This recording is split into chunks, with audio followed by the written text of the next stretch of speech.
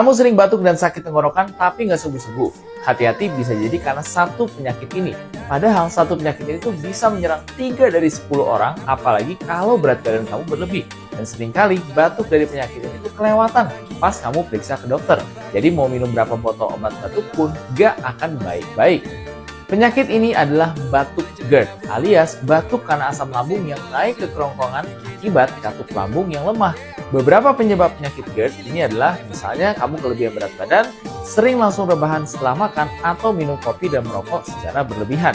Karena kebiasaan-kebiasaan ini akan melemahkan katup lambung sehingga asam lambung yang sifatnya sangat perih bisa menyebabkan kerusakan dan juga peradangan pada kerongkongan. Ini ada Solvama dari bahan herbal alam, aman dikonsumsi tiap hari, tepat atasi masalah lambung kamu. Pesan sekarang.